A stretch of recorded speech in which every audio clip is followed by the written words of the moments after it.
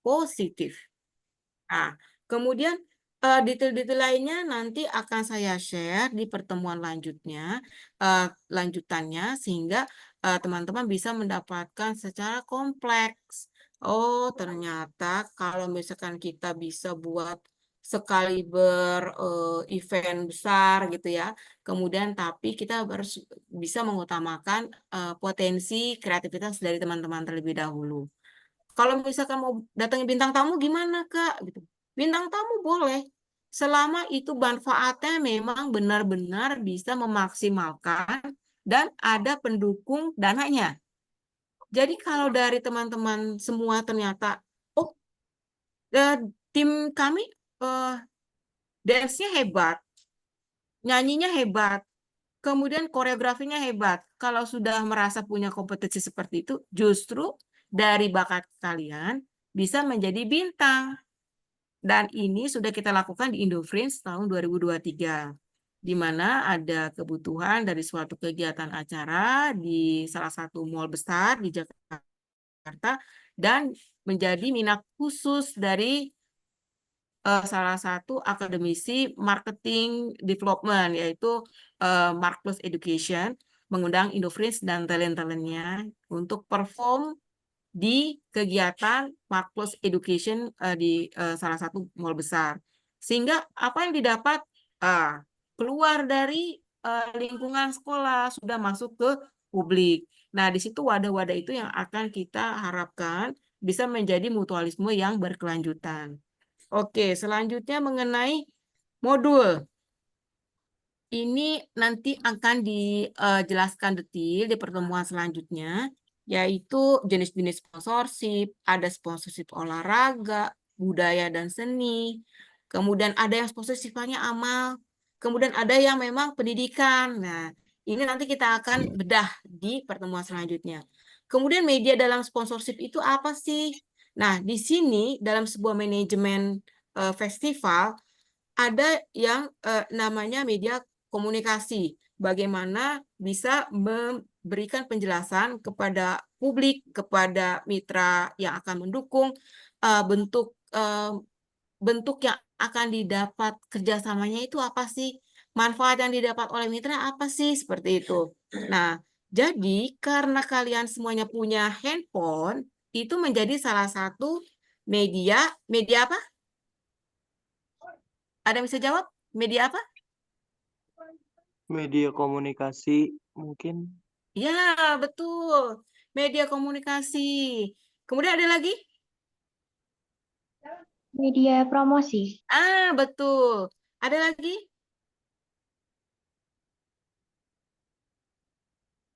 Media I- partner.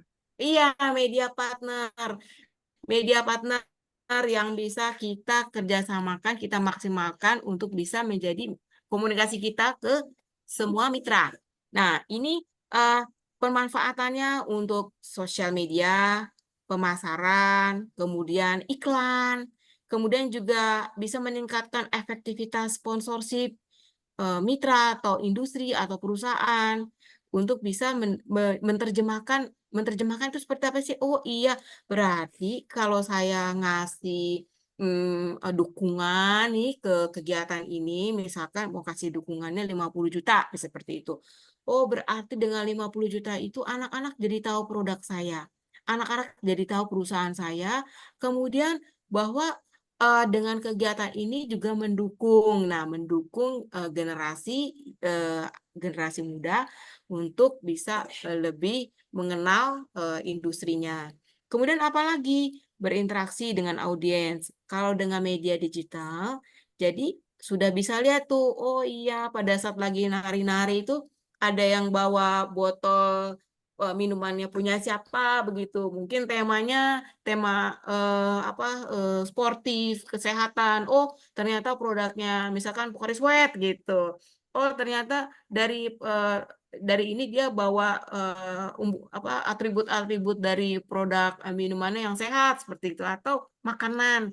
Itu juga bisa masuk ke dalam bagaimana caranya mitra mendapatkan manfaat dari teman-teman mengetahui produknya lebih jauh dengan melalui ekonomi kreatif dan talent-talent yang akan ada dan tampil di festival. Nah, kemudian untuk yang bagaimana untuk meningkatkan visibilitas aktivitas event. Nah, kalau misalkan ada teman-teman yang, wah saya TikTok-nya followersnya banyak loh, IG saya banyak banget nih gitu. Nah, itu ada di salah satu teman-teman nih, itu bisa dimasukkan menjadi panitia. Panitia khusus untuk promosi digital kampanye. Digital kampanye itu akan sangat terbantukan di mana secara follower itu sudah stabil, unik. Nah, ini tips dan ini nanti yang akan kita berikan bagaimana menjadikan digital sosial dan media sosial teman-teman sekalian itu maksimal untuk kegiatan kalian. Sehingga ada satu titik yang bisa menghubungkan ke titik-titik lain dari link-link teman-teman kalian semua di komunitas sekolah maupun komunitas teman di rumah atau keluarga. Nah, kemudian menggunakan media sosial itu seperti apa saja sih? Nah, di sini bisa interaksi pertanyaan kegiatan, kemudian, oh kita kalau pada saat lagi perform mau live streaming, melihat, mengukur siapa sih yang nonton pada saat live streaming. Nah, ini juga bisa saksikan ya live-nya ya, kita perform di SMAX seperti itu. Kemudian di situ, kita mau buat game bagi yang pertanyaan terbanyak atau yang paling hebat, lebih bagus pertanyaan akan kasih, game, gimmick-gimmick seperti itu. Kemudian, di digital media sosial itu bisa apa aja? Pemasaran konten. Nah, jadi perusahaan-perusahaan di situ, "Oh iya ya, ternyata minuman saya benar-benar dipakai, namanya ada, kemudian pada saat closing nariknya, oh dia langsung ngeluarin." Nah, itu juga salah satu model bagaimana bisa memaksimalkan, yang akan memberikan dana kepada kegiatan tersebut dengan cara yang atraktif. Dengan cara melakukan interaksi. Dengan cara apa? Tidak hanya melulu baliho, tidak hanya melulu spanduk, dan ini juga bisa dibuat dalam konteks yang lebih menarik, ya, dengan ada interaksi nari, dengan interaksi mungkin ada drama atau apa, tapi membahas mengenai itu. Jadi banyak hal yang bisa diangkat di kegiatan festival. Iklan online itu seperti apa sih? Nah, seperti di Google Ads, kemudian di media sosial berbayar. Kalau misalkan, oh ternyata dari pihak kita udah tahu nih caranya bagaimana menggunakan Google Ads. Nah, ada nih dari tim sekolah teman-teman yang jago banget nih untuk masalah IT-nya. Oh, kita bisa masuk nih kita masuk ke sini hyperlink apa. Nah, itu juga bagian dari bagaimana teman-teman bisa meningkatkan kreativitas kalian di bidang digital. Kemudian pentingnya manfaat sponsorship. Karena kalau tidak ada budgeting, tidak ada yang mensupport budget melalui sponsor, bagaimana event itu bisa berjalan. Ini sangat penting sekali. Ini adalah cikal bakal kita memulai suatu kegiatan. Di sini nanti akan dijelaskan ada poin mengenai meningkatkan brand awareness, membangun hubungan brand awareness apa tuh? Brand awareness ada yang tahu nggak?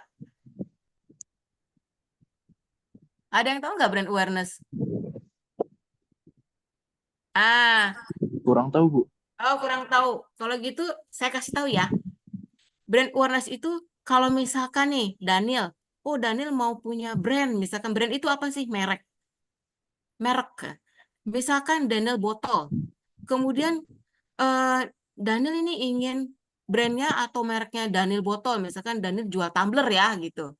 Kemudian Daniel memerlukan teman-teman tuh tahu produknya Daniel tumbler gitu kan, kayak bukan Starbucks aja yang punya tumbler, Jeko aja punya tumbler, Daniel juga punya tumbler gitu. Nah, jadi Daniel butuh media supaya orang-orang tahu. Orang-orang tahu bahwa tumbler Daniel itu sudah orang tahu dulu. Itu namanya aware. Kalau orang tahu, orang ngerti, orang paham, dan ini tablet punya Daniel nih, begitu. Itu berarti sudah masuk ke dalam proses awareness. Orang sudah aware dengan Daniel Tumblr. Kemudian dari situ nanti kita akan masuk ke materi bagaimana membangun hubungan dengan mitra. Kemudian bagaimana menjangkau audiens. Audiens kalau di event itu siapa sih kalau boleh saya tahu? Ada bisa jawab nggak audiens itu? Penonton. Kalau Ah, audiens dalam festival itu mungkin yang menonton atau enggak yang mendengar eventnya itu. oh ya, terus apa lagi? Ataupun Siswa-siswa. itu, Bu, orang yang Ah, menyaksikan dari acara tersebut. oh ya, hebat hebat ini. Berarti sudah tahu ya, audiens itu ada dua, audiens offline dan audiens online. Siapa yang tahu audiens offline itu apa? Audiens offline itu mungkin bisa merujuk ke audiens yang datang langsung ke onsite-nya. Ya, wah keren jawabannya. Yang online-nya gimana tuh yang online-nya? Izin menjawab, Bu. Kalau Ya. misalnya online itu bisa dari kayak live streaming ataupun live Instagram yang kayak mereka ngelihatnya itu dari sosial media ataupun dari gadget gitu, Bu. Wes keren, keren. Nah, yang tadi udah saya sebutkan bahwa mitra ingin tahu audiens yang datang. Audiens itu bisa datang, bisa menyaksikan dalam bentuk apa tadi? Dalam bentuk apa? Offline dan online. Good. Kemudian kalau audiensnya offline sama online itu digabung akan menjadi kekuatan tidak? Kalau boleh saya tahu. Siapa yang bisa jawab?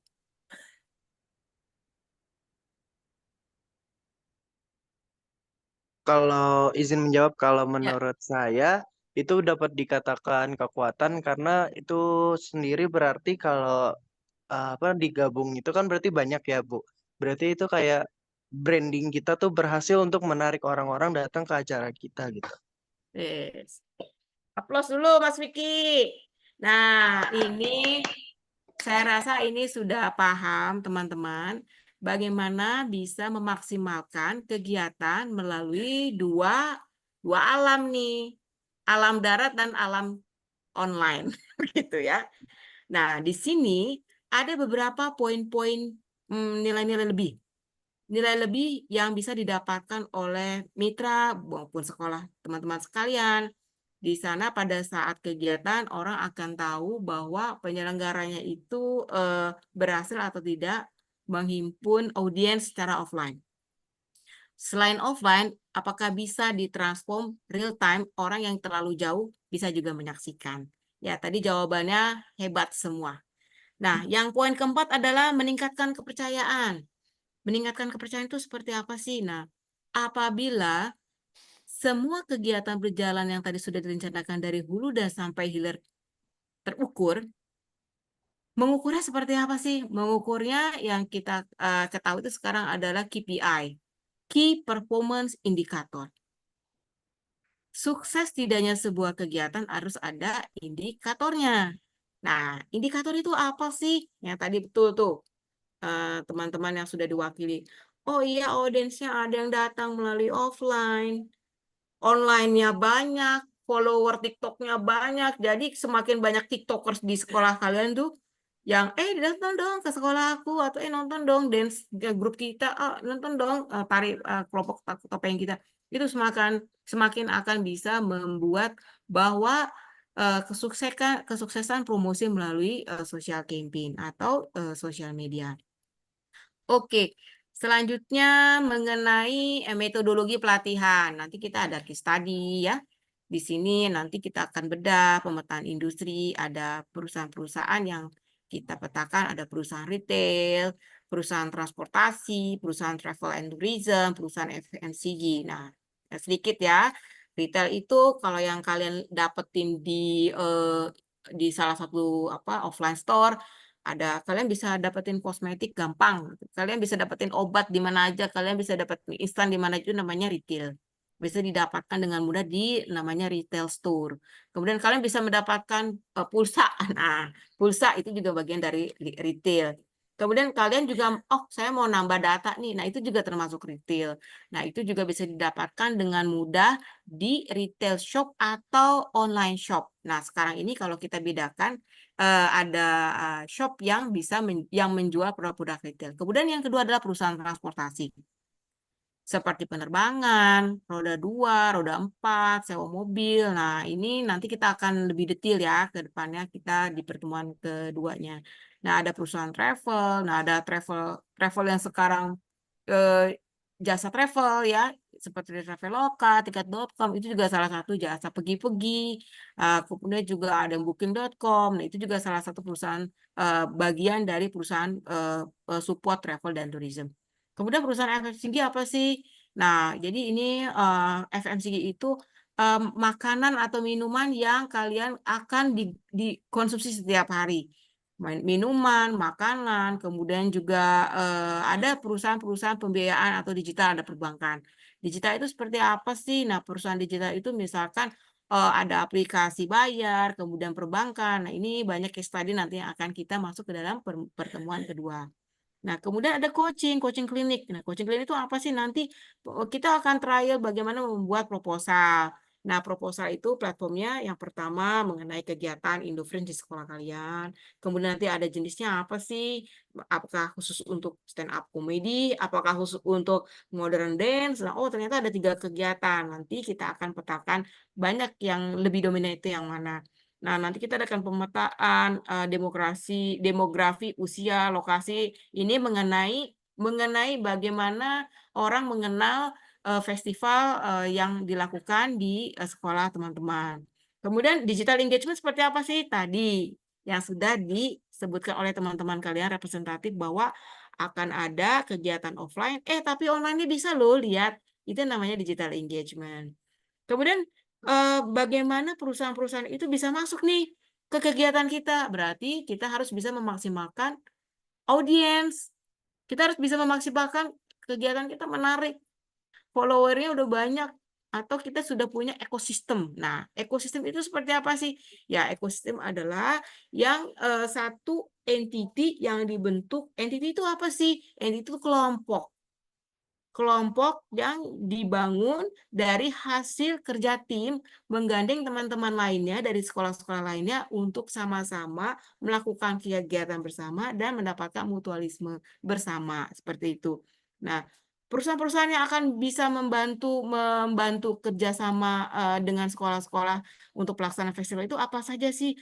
Nah, jadi ada perusahaan yang ada namanya corporate social responsibility. Dia punya pokoknya saya harus nyumbang ke sekolah. Itu ada perusahaan seperti itu. Kemudian, oh saya mau promosi karena produk saya cocok nih untuk anak SMA. Atau, oh saya juga lagi mau ngeluarin produk baru. Nah ini juga bisa seperti itu. Kemudian ada juga, oh saya mau melakukan penjualan ke anak-anak sekolah. Misalkan minum-minum teh gitu kan. Dengan yang harga sekolah.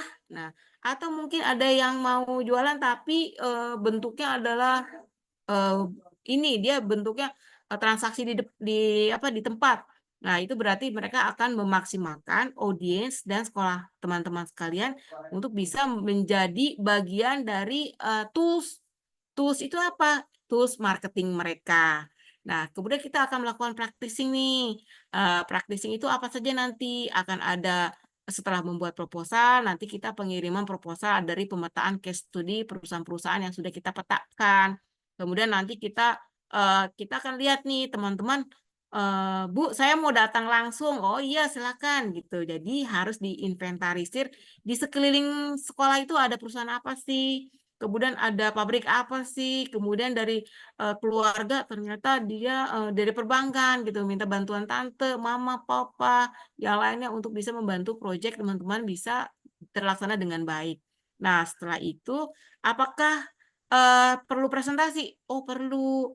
Jadi nanti kalian juga akan dibantu bagaimana communication skill, interpersonal skill, professional selling skill, dan satu lagi adalah negotiation skill. Bagaimana teman-teman bisa bernegosiasi dengan bisa menjaga marwahnya kegiatan kalian. Nah, sehingga kalian juga punya tambahan keilmuan nih. Oh, ternyata apabila kita presentasi tidak melulu harus datang offline. Kita bisa, Bu, minta waktunya Zoom boleh nggak? Bisa nggak voice call? Nah, itu banyak cara untuk bisa cara berkomunikasi dengan industri. Nah, kemudian interaktif. Nah, kita nanti akan adanya challenge. Dan challenge itu setelah proposal selesai, kemudian nanti maju ke perusahaan mana saja. Dari perusahaan tersebut nanti akan dipecah nih. Perusahaan itu bisa bergabung atau mau bergabung di kegiatan teman-teman karena dapat apa gitu. Itu harus mereka akan dapat apa ya? Oh iya, mereka dapat bahwa perusahaan ini sangat peduli dengan generasi muda, itu namanya CSR. Oh, mereka mendapatkan di kegiatan tersebut ada transaksi kegiatan, nah itu juga bisa. Nah, mungkin dari saya cukup ya, Mas Vicky. Mungkin sisanya silakan apabila ada pertanyaan. Saya sangat senang hati menjawab para Gen Z ini untuk bisa menjadi panitia yang hebat. Silakan Mas Vicky. Baik, terima kasih kepada Mbak Susani atau Bu Susani, teman-teman yang telah memberikan arahan bahwa teman-teman sendiri sebenarnya mempunyai potensi-potensi yang besar nih teman-teman. Yang kita tahu bahwa mungkin dari rekan-rekan sendiri dulunya punya cita-cita A misalkan. Tetapi teman-teman sebenarnya punya nih potensi di tempat lain. Misalkan nih teman-teman punya potensi sebagai penyiar ataupun nantinya sebagai model ataupun komedian. Nah, teman-teman itu sebenarnya punya potensi. Nah, teman-teman harus mulai tertanam nih. Potensi saya itu apa sih ke depannya? Nah, kenapa Indoflink ini hadir? Tentunya ini untuk mendukung teman-teman nih. Potensi teman-teman itu di mana gitu, teman-teman. Nah, Indoflink juga tentunya didukung oleh Kemenparekraf, Kemendikbud, dan sebagainya untuk menunjang karir teman-teman ke depannya. Begitu teman-teman. Jadi teman-teman harus semangat mengikuti kegiatan Indoflink ini.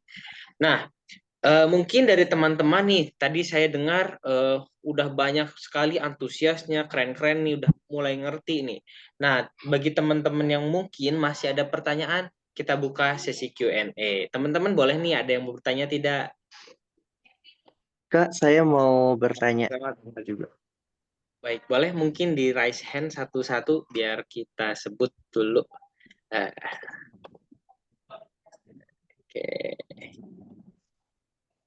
Oke, oke, kita mulai dari Kak Daniel dulu nih, boleh ya Kak Daniel?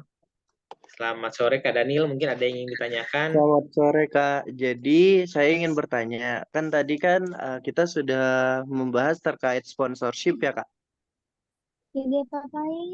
Nah, Ya, betul.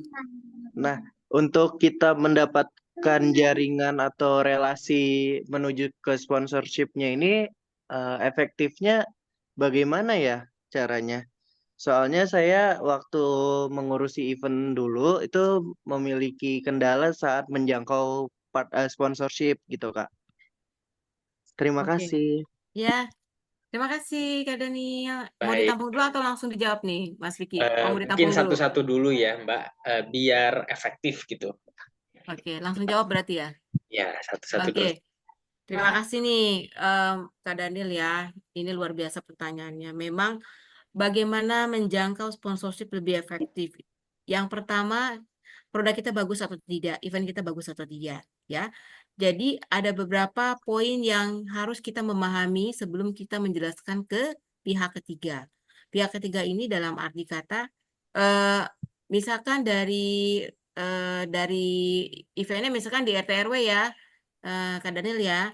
Nah, di misalkan event 17-an deh gitu. Nah, event 17-an kok susah banget ya mendapatkan sponsorship. Ada beberapa poin yang harus diingat bahwa kegiatan tersebut itu memiliki rohnya itu seperti apa. Roh itu apa sih? Apakah melibatkan banyak orang sehingga tidak ada satupun yang tidak mau berkontribusi. Misalkan dari situ misalkan ada toko apa gitu kan yang dimintain sumbangan 17-an masa nggak mau gitu. Nah, itu salah satu sponsorship sebenarnya seperti itu yang skala kecil. Kalau skala besarnya seperti apa sih? Festival Indofriends ya di sekolah. Eh di sekolah Kak Dani ya, oh ternyata di sana itu akan mengundang tadi audiensnya sampai 10.000. Itu menjadi satu poin. Kemudian yang kedua, bahwa di sini akan ada social engagement. Itu menjadi poin kedua. Social engagement. Kemudian di situ juga akan dibantu mitra yang berpartisipasi itu mendapatkan exposure bukan hanya satu kali di offline itu, di tempat itu, tapi akan terus di sosial media. Itu akan menjadi benefit atau manfaat yang didapat oleh si sponsor. Kemudian apakah tepat orang yang tepat yang dikunjungi atau perusahaannya itu orangnya tepat nggak gitu loh untuk mengambil keputusan. Biasanya kalau untuk skala sekolah itu bisa melalui HRD atau bagian marketing atau promosinya. Nah, ada juga Ya perusahaan-perusahaan di Allah, sekitar maksudnya yang jabatan memang mereka mau melibatkan sekolah sebagai bagian dari tanggung jawab sosial. Itu juga bisa seperti itu. Nah, kesulitan lainnya kita lihat sendiri ya, bagaimana kok susah banget ya. Berarti kita harus coba untuk minta ketemu. Kalau nggak minta ketemu secara fisik atau Zoom, atau bisa minta dari ininya, dari siapa sih kalau misalkan yang apa, yang biasa membantu untuk kegiatan-kegiatan. Biasanya sih bagian marketing atau hubungan masyarakat humas. Nah, kalau misalkan memang belum sampai titik mensupport sponsor, biasanya mereka ada namanya donatur. Nah, lari saja ke donatur, donasi berapa, seperti itu. Nah, kalau untuk dengan skala besar, biasanya skala besar itu dia biasanya ada anggaran yang dialokasikan hanya bulan tertentu. Nah, ada yang seperti itu, ada yang mereka tetap mengeluarkan untuk sistemnya donasi. Nah, saya rasa itu, Kak Daniel udah terjawab apa belum? Berarti secara tidak langsung untuk meraih sponsorship-nya ini diperlukan kayak keuntungan buat kedua belah pihak dan keuntungan buat si pihak sponsorship-nya ini tentunya yang bakalan jangka panjang gitu ya, Kak. Betul, betul sekali. Coba bayangkan ya, Kak Daniel. Kalau misalkan Kak Daniel sekarang kelas berapa kalau boleh saya tahu? Saya kelas 11, Kak. Kelas 11. Kak Daniel baru mendapatkan misalkan tadi ya Daniel Tumbler seperti itu kan. Nah, Daniel Tumbler. Anggap deh Daniel Tumbler bukan Kak Daniel ini ya. Nah, Tumbler itu dimiliki atau masuk ke dalam kegiatan tersebut. Kak Daniel bisa ngomong. Di saat Tumbler itu sudah terware, dikenal di kelas 10, saya akan terus inget tuh nanti sampai saya kuliah bahwa Daniel Tumbler itu pernah loh bantu kita di sekolah ini. Itu jangka panjang yang akan didapatkan perusahaan Daniel Tumbler. Kemudian selanjutnya apa lagi? Dari sekolah itu, oh kita tim TikToker kita semuanya pada buat konten gitu. Jadi dia akan sangat terbantukan dan akan berpikir bahwa penting sekali berkolaborasi dengan sekolahnya Kak Daniel. Karena apa? Karena nanti Tumblr saya akan terus tuh Daniel dan teman-teman sampai kampus akan inget Tumblr saya. Itu namanya awareness. Kemudian pada saat proses Kak Daniel nanti bicara ke si pemilik Kak Daniel Tumblr itu bahwa nanti produk Bapak bisa diingat terus karena kan masa fase kelas 10, 11, 12 di mana fase loyalis pada sebuah item atau produk.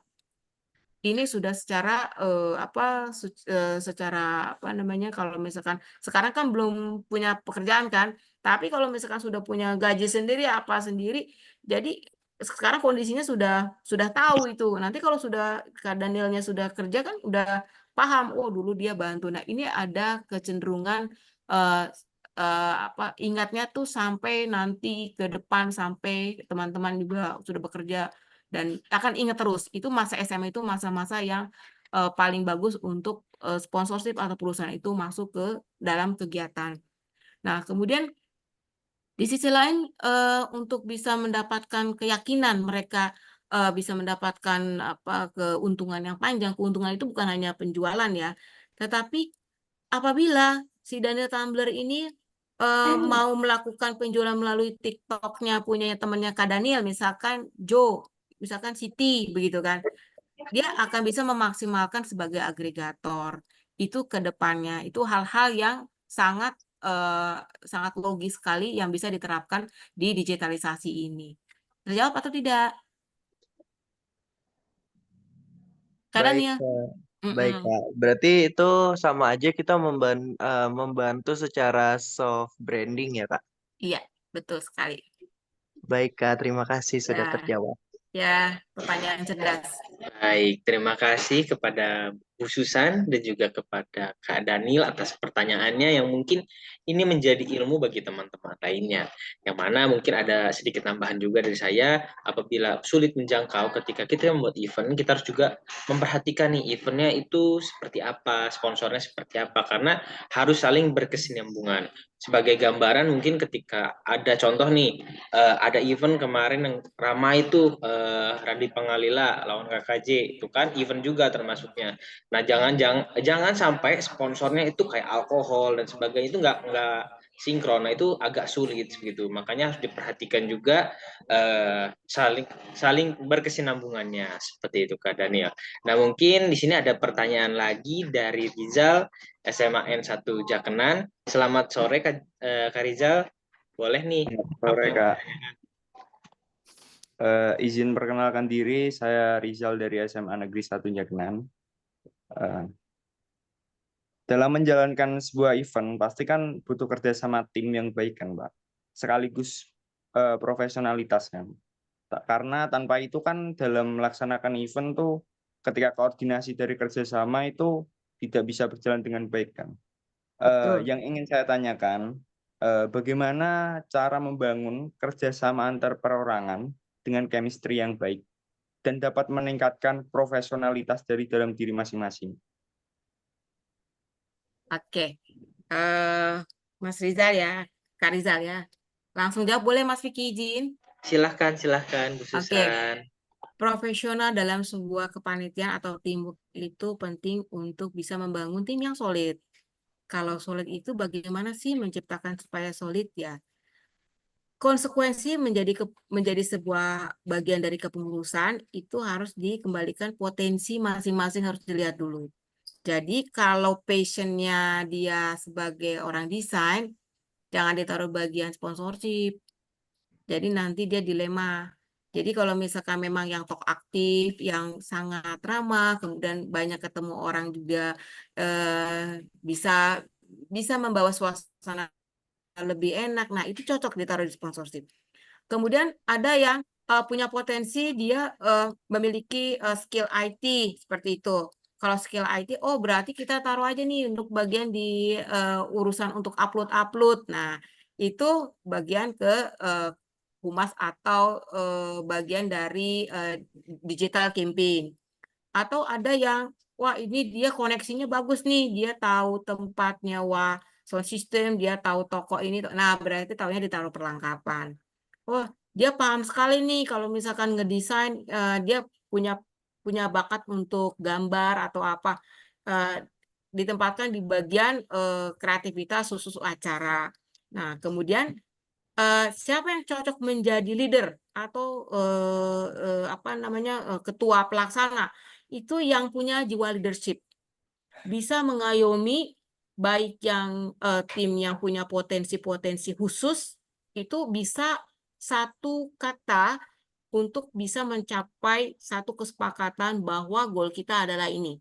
Nah, kemudian untuk ketua pelaksana harus paham bagian budgeting, bagian dana gitu, alokasi sekian, kemudian kebutuhan sekian, itu harus pandai berkomunikasi dengan masing-masing timnya yang punya kompetensi.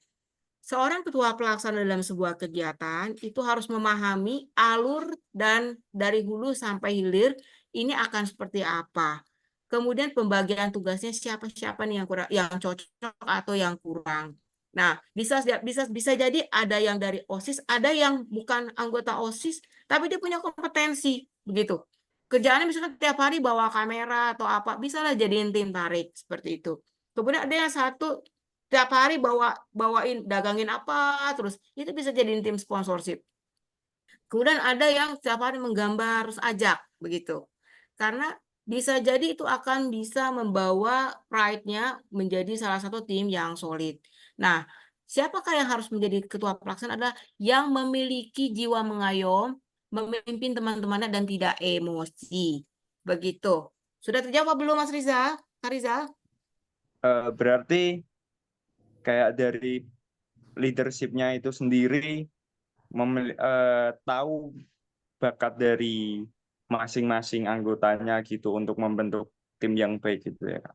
Betul sekali. Jadi, seorang leader yang baik adalah tidak menjudge di depan orang tetapi membantu. Oke, kesulitannya di mana? Begitu. Kesulitan di mana? Yuk kita jalan. Coba kita bantu. Ininya di mana? Begitu. Kalau tidak seperti itu, buka komunikasi. Kemudian rapat itu penting untuk bisa melakukan koordinasi. Koordinasi yang baik adalah koordinasi yang bisa mendengar terlebih dahulu keluhan-keluhan yang ada di lapangan. Apabila sponsorship punya masalah, oh ternyata yang bagian desain bapaknya itu dia mengerti, misalkan dia salah satu direktur di perusahaan FMCG gitu kan. Butuhnya untuk saling terbuka adalah mendukung satu sama lain. Nah, seorang leadership yang akan bisa menjadi masinis motornya untuk bisa menjadikan timmu itu menjadi solid. Sudah terjawab belum? Ya, sudah terjawab, Kak. Terima kasih. Ya, sama-sama. Baik, terima kasih kepada Mbak Susan atau Bu Susan, dan juga terima kasih kepada Kak Rizal atas pertanyaannya nih. Nah, mungkin ada 2 pertanyaan lagi, kita jawab saja Bu Susan. Untuk rekan-rekan lainnya mungkin apabila nanti ada pertanyaan bisa kontak personal di PC atau di grup melalui Kak Vicky ataupun melalui Kak Anin nanti ya, atau kepada Bu Susan. Nah, di sini dari Kak Putri SMKN 69 Jakarta. Selamat sore Kak Putri. Selamat sore, Kak. Selamat sore. Selamat sore. Selamat sore Kak Putri. Mohon maaf Kak Putri ke mute. Oh iya, sorry. Aku izin bertanya, strategi promosi apa sih yang efektif untuk menarik minat dari sponsorship? Terima kasih, Kak. Oke, saya izin jawab ya, Mas Piki ya. Oke, Kak Putri, strategi apa sih yang efektif untuk bisa menjalankan promosi itu? Strategi 2 arah, di mana harus ada strategi secara yang sederhana ya, dari mulut ke mulut, kemudian dari cara konvensional, dari brosur, baliho, atau promosi yang bisa disounding secara pengumuman nanti ada kegiatan ini ya, teman-teman sekalian nanti dukung. Nah, itu konvensional. Kemudian yang kedua adalah bagaimana bisa mensosialisasikan melalui digital sosial media. Begitu. Jadi sosial media itu bisa, oh saya punya, misalkan Kak Putri punya teman-teman semua dikerahkan. Yang punya IG tolong ya diinfo ya bahwa kita ada kegiatan ini. Kalau misalkan dalam sekolahnya Kak Putri ada 1.000 siswa ya, setiap 1.000 siswa OSIS maju nih ke kelas-kelas. Bagi yang punya IG, yang punya TikTok, minta tolong dibantu mensosialisasikan bahwa kita ada kegiatan ini. Kalau 1.000 saja, dalam satu orang mempunyai follower minimal 10, minimal 10. Coba dikalikan, sudah berapa sosialisasinya terjadi. Ini cara yang sangat mudah dan paling efektif. Kemudian yang paling susah itu seperti apa sih? Ya itu yang tadi saya bilang, pakai Google Ads, hyperlink, itu ada yang, oh ternyata ada orang ini nih, ada yang free gitu kan ya. Mau ads di Google free, tapi periode cuma berapa hari, itu juga bisa di-utilize. Utilize itu bisa dimaksimalkan. Kemudian yang lain lagi seperti apa sih? Oh iya, misalkan kalau misalkan ada keluarga, ya keluarga, kemudian mamanya, papanya, itu kalau misalkan punya WhatsApp grup, kemudian Facebook, tolong dong diinfoin kalau aku ada acara ini. Kalau kita bisa memaksimalkan keluarga kita sendiri, kemudian sivitas akademika, teman-teman, itu sudah powerful. Kalau misalkan 1.000, kita biasanya radiasinya bisa sampai 400 sampai 500%. Itu murah, terjangkau, dan maksimal. Terjawab nggak nih, Kak Putri? Sudah terjawab, Ibu. Terima kasih ya, Ibu. Ya, sama-sama Kak Putri. Baik, terima kasih Kak Putri. Keren banget nih pertanyaannya. Nah, untuk Kak Devianti boleh nih. Iya, halo Kak, terima kasih. Halo Kak Devianti. Ya, jadi pertanyaan saya, bagaimana cara agar sponsorship atau partner kita mendapat keuntungan pada jangka waktu yang panjang? Padahal kan terkadang event yang kita adakan tuh hanya berlangsung pada jangka waktu yang singkat. Apakah dengan membuat konten-konten pada media sosial atau ada cara lain yang lebih efektif ya Kak? Terima kasih. Terima kasih, pertanyaannya bagus sekali. Bagaimana sih supaya engagement-nya itu yang diberikan kepada sponsor panjang ya? Tadi, yang paling lama adalah saya kasih contoh Daniel Tembler. Daniel Tembler selalu ada kan di IG-nya Kak Devianti. Ada terus kan? Terus kemudian coba kita kaitkan dengan pertanyaan tadi Kak Putri. Bagaimana sih untuk bisa memaksimalkan promosi yang long term? Benefit-benefit itu bisa engage akan terus ada di IG-nya Kak Putri, di IG-nya Kak Rizal, misalkan dalam satu sekolah atau dalam satu hub ya. Itu akan terus ada long. Dan di saat itu minta di-follow itu akan menjadi spoke lagi. Spoke itu ada pertambahan cabang. Nah, parameter itu yang akan bisa kita hitung dari IG-nya Kak Devianti. Kemudian Kak Devianti minta tolong nih ke ibunya, ke bapaknya mungkin punya IG atau teman-temannya di kegiatan itu Kak Devianti menjelaskan bahwa oh iya Daniel Tumblr is very useful, pakai bahasa-bahasa fancy, kemudian pakai background dan sebagainya. Dan itu tolong dong di-follow. Dan di situ akan kalau misalkan dari IT-nya itu kalau misalkan kita ambil keywordnya itu akan keluar semua yang akan bisa berdampak langsung kepada sponsorship atau mitra pendukung. Terjawab nggak nih Kak Devianti? Iya, Kak, terima kasih. Berarti itu kayak endorsement gitu ya, Kak? Iya, betul. Iya, terima kasih, Kak. Sama-sama. Baik, terima kasih kepada Kak Devianti dan Busan. Tadi saya sempat melihat nih satu pertanyaan lagi nih ya dari Kak Fadlan nih. Kak Fadlan, boleh nih terakhir ya, nanti untuk teman-teman bisa menanyakan melalui grup ataupun bisa ke Kak Anin ataupun nanti ke Kak Vicky begitu. Baik Kak Fadlan, boleh. Oke, Halo, Kak. Selamat sore sebelumnya, Kak. selamat sore.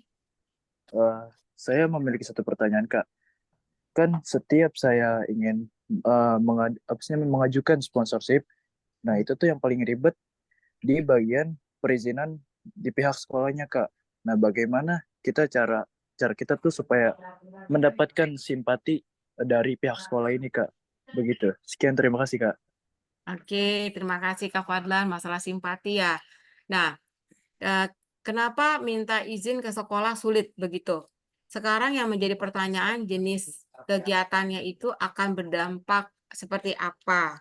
Kemudian apabila kegiatan tersebut akan memberikan dampak yang sangat efektif terhadap keberadaan atau positioning sekolah secara masif, apakah itu sekolahnya akan terkena dari sisi yang sangat positif atau sekolah itu akan mendapatkan awareness tuh yang tadi saya bilang tuh awareness apa sih orang-orang jadi tahu gitu loh sekolahnya Kak Fadlan itu itu top banget loh itu gara-gara itu kemarin ada acaranya bagus banget begitu. Nah itu akan bisa menambah apa poin-poin yang harus dijelaskan kepada akademisi sivitas akademik kepala sekolahnya atau gurunya itu harus menjadi nilai tambah ke sekolah. Nilai tambahnya apa? Kalau misalkan dari generasi muda di sekolah Kak Fadlan memiliki keilmuan tambahan dari si soft scaling dan pengembangan pendidikan berbasis project, itu akan sangat afirmatif dari sekolah. Afirmatif itu apa sih? Dukungan, support, positif. Jadi dari pihak sekolah itu akan mendapatkan nilai positif. Kemudian yang ketiga adalah apakah ini mengganggu proses belajar mengajar. Proses belajar mengajar itu kalau misalkan berdasarkan kalender pendidikan pasti tidak boleh diperkenankan dalam misalkan lagi ujian nih, ngadain kegiatan, wah pasti kan akan mengganggu proses belajar mengajar. Itu waktu sangat harus concern diperhatikan. Kemudian apakah ini akan bisa menambah kredit sekolah? Kredit sekolah itu apa sih maksudnya kredit sekolah? Kredit sekolah itu adalah nilai yang dapat menjadi tambahan lirikan bahwa prestis dari kegiatan tersebut terhadap sekolah. Nah, manfaat untuk anak-anak ada enggak? Manfaat untuk anak-anak apa sih? Oh, ternyata dari kegiatan tersebut bisa menjadikan anak-anak sekolah ini mendapatkan prestasi pengakuan sehingga eksistensi sekolah itu bisa menjadi lebih luas dengan kegiatan-kegiatan yang berdampak ke depannya itu lebih bagus. Terjawab nggak nih kira-kira? Sangat terjawab, Kak, dan sangat terbantu. Terima kasih, Kak. Sama-sama. Baik, terima kasih kepada Bu Susan dan terima kasih nih kepada Kak Fadlan dan juga rekan-rekan yang sudah aktif bertanya. Nah, antusiasnya keren banget. Yang mana dari sini kita tahu bahwa generasi kakak-kakak semua ini hebat-hebat banget yang nanti bisa memimpin di masa depan. Nah, karena mengingat waktu sudah melebihi waktu gitu ya. Kasihan kakak-kakak juga nih baru pulang sekolah ada kegiatan lagi. Mungkin kita tutup sesi kali ini. Tapi sebelum kita tutup, Kak Vicky ingin ini nih, kalian on cam dulu deh buat kita screenshot. Nanti kita pengen laporan nih ke guru-gurunya bahwa siswa-siswi pilihannya telah hadir pada hari ini. Gitu, bentar ya.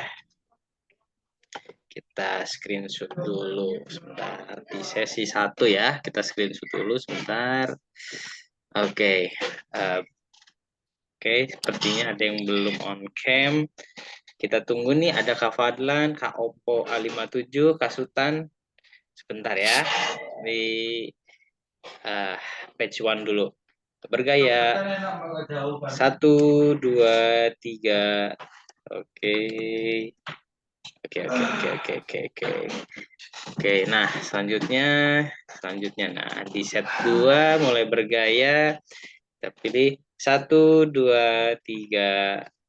Oke. Selanjutnya sebentar ya, yang terakhir.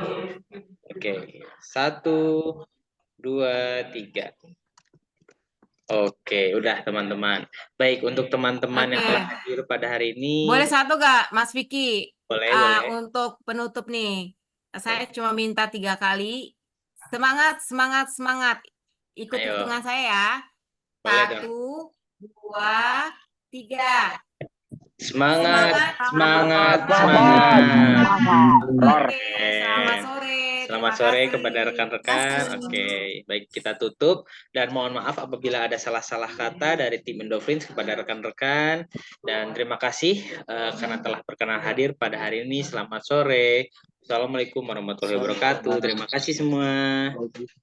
Waalaikumsalam. Warahmatullahi wabarakatuh. Warahmatullahi wabarakatuh. Terima kasih, Kak. Terima kasih, Kak.